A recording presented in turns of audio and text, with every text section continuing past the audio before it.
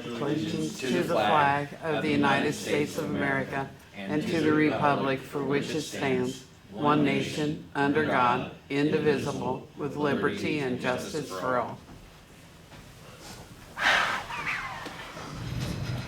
Okay, we've got a couple of public hearings for tonight. We'll open the first one, Use Variance for property located at the 800 block East Freeland. Does anybody have any concerns, issues, comments about that?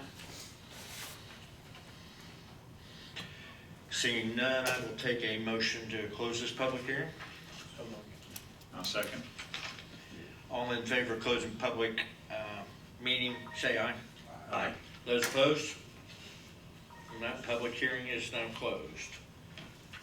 Second one, for an special exception to build a duplex at 421 South Antera Road. Do I have any other public concerns, comments, or complaints? Hearing none, I will take a motion to close this public hearing. So moved. Second. All in favor of closing this public hearing, say aye. Aye. Those opposed, same sign. This public hearing is closed. Today is Tuesday, October 1st, 2024, time being 7 p.m. The meeting of the Board of Zoning Appeals is called to order at this time. At this time, please silence all electronic devices. Can you do a roll call for me, Amber, please? Alan. Here. Philip. Here. Ken. Dick. Here. Rick. Here.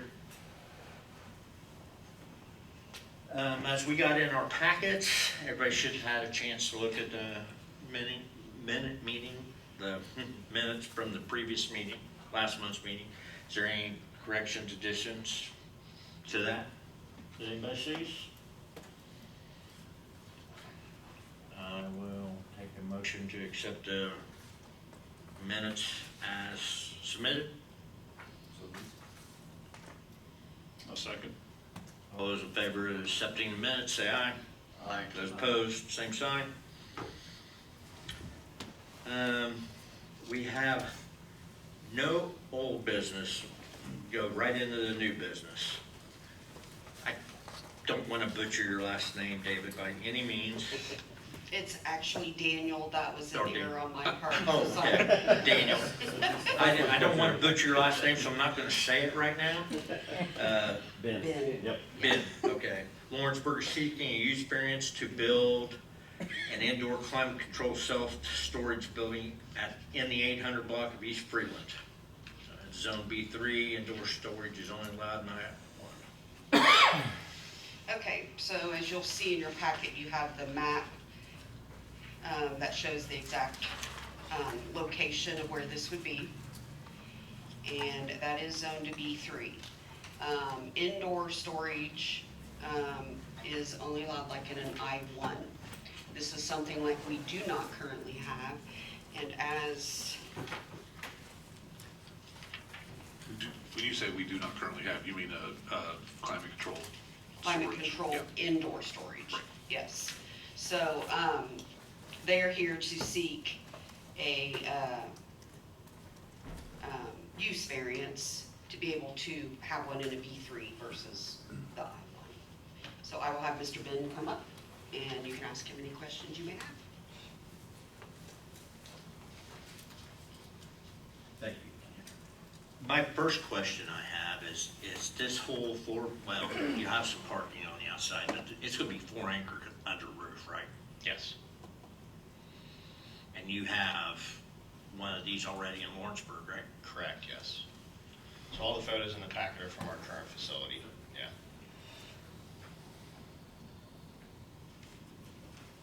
They go over pretty well down there.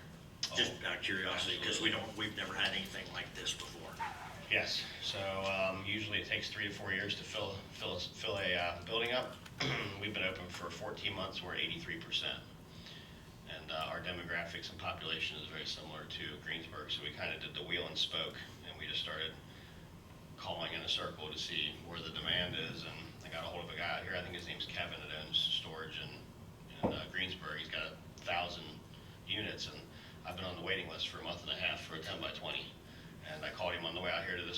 said, buddy, we're not even taking names. So, and that's all non-climate. So if you've got furniture, electronics, classic cars, anything like that, you got to go to, I think the closest thing's Columbus, Indiana. So there's a major need for it out here. Yeah. How many units is gonna be in this total? Total, we've got it under contract for 5 acres, but there's a lot of unusable space because of the shape of that lot. We don't really know how water detention is gonna go, but I think we can pack 500 units on that property would be our goal. It wouldn't be enough to serve this area, and I hope that there'll be land left next to that so we can expand, but we're gonna err on the side of caution and not bite off more than we can chew. And I'm guessing you're going with the 5x5s more than 15x50s, right? Yeah, so when we first did our facility, we got asked several times for RV storage. RV storage is in super high demand because the price per square foot for rent on an RV building is about $6 a square foot per year. So it's the least revenue generating out of all storage. But because of the way that lot is shaped, it's similar to the lot that I have in Lawrenceburg. We were able to put it in a corner, and they filled up immediately, and we stopped taking names on the waiting list. So we'll probably just put RV in the areas that we can't get a larger square or rectangle in. But it'll be, the premium RV is super nice. It's got electric, lights, fully enclosed, 14-foot doors. There just won't be a lot of them. And the picture in there is a picture of our facility with the orange doors. I think there's one in there. Should be. Oh, It's a, see what I haven't seen one. Is there not one in it's there? right here. Yeah, it should be in there. No, No. I didn't see one. Oh, did it? Sorry about that. Uh-oh, all right. No. So I got pictures here of our current facility, so Can you pass those around? absolutely, here. What other sizes are you gonna do? You're doing multiple sizes other than just the 5x5s, right? Correct, so 5x5 is probably a 10% mix. That's the person that wants to clean out their trunk or the back of their SUV or they're in a hurry. The most popular size is a 10x10, but we'll have everything from 5x5 to 10x20. 10x20 will hold a 3-bedroom house without a basement. If they've got a basement, then we usually just get them 2 units next to each other or something like that. But yeah, anything from 5x5 to 10x20 in the climate. Then you will have non-climate. So it depends on how the lot lays out. The goal would be to have the least amount of non-climate as possible, but we will probably have 1 row of non-climate. We haven't made it to that stage yet. The goal is to have as much stuff under climate control as possible because that's where the niche is. We've got a guy down the road with 1,000 of non-climate, so our goal would be to have climate. What do you need for infrastructure? Obviously electric. Yeah, so we have to have a bathroom, so we'll connect the sewer, which I believe water and sewer is already at that site. And then we need to figure out the water detention. There's a pond behind the nursing home. The current owner seems to think that there's a way to tap into that, but I'm sure that'll be a future meeting, so we haven't gotten that far. But yeah, just a place to send the water and 1 bathroom. That's it for infrastructure. Yeah. Will you have any employees? Absolutely, yes. So it'll be staffed 7 days a week. There'll be a salaried manager. There'll be several part-time employees. We'll have maintenance. We'll have a janitorial service. Somebody local that can come out twice a week and mop floors and dust and all that stuff. So definitely a different experience than what you guys have probably seen for storage. So it will create several jobs. But when you've got the revenue from climate, it allows you to have those people on staff and have helpers there and, there's carts and dollies at the doors and, somebody there to sign you up in person and, they're not just a number. And it's gonna all be paved or concrete? Correct, yes, absolutely, 100%. Yeah, the gravel does not work in that environment. And curbed. Correct, yes. Yes. How soon would you be prepared to start them? So our goal would be to close on the property in January, and then weather permitting, we would start immediately. We don't want to sit on that property, so the goal would be close in January, and then as soon as the weather breaks, start in March or April. Those units go pretty fast to prefabs? 10,000 square foot per week once the concrete's poured and the metal shows up on site. So start to finish, it takes about 6 to 8 months.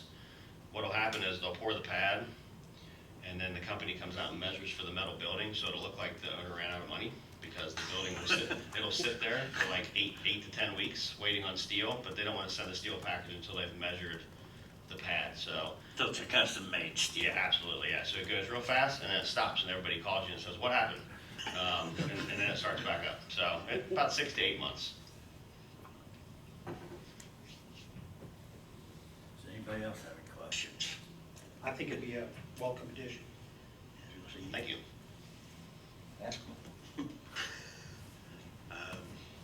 Somebody make it. Well, if I will take a motion to approve this use variance. So, I'll second. Amber, would you do a roll call, please? Philip, Yes. Ken, Yes. Dick, Yes. Rick, yes. Alan. Yes. Thank you very much, sir. Thank you, we appreciate it.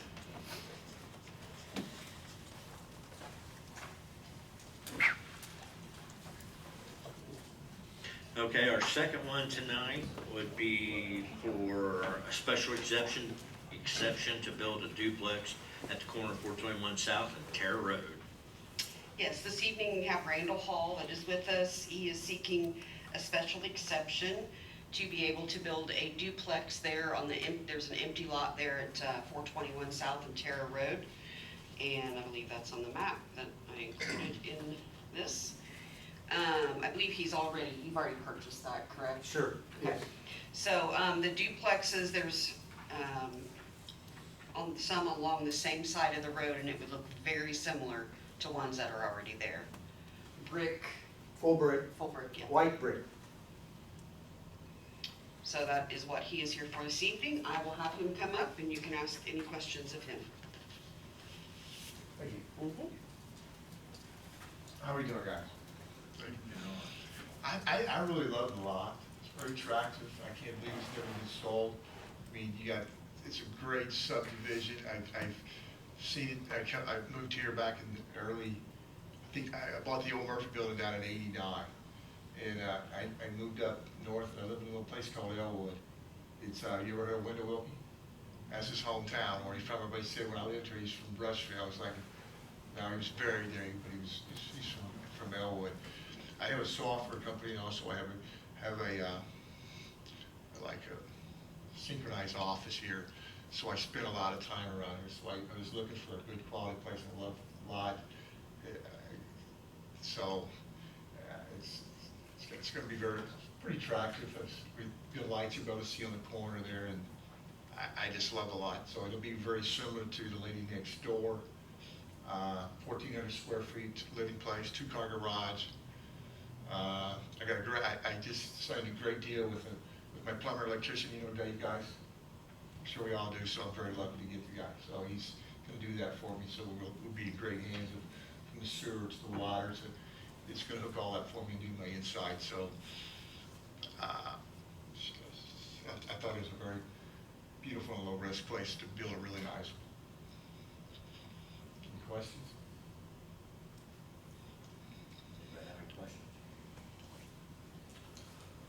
I guess from Sarah, I assume you notified all the neighbors. Have you heard back from anybody? Issues? I heard from Miss Kara herself, and she's the police out there, so if you know the lady, I really like her, and she lives 4 houses down, and she notified me the other day. She asked me when was I going to mow the lot.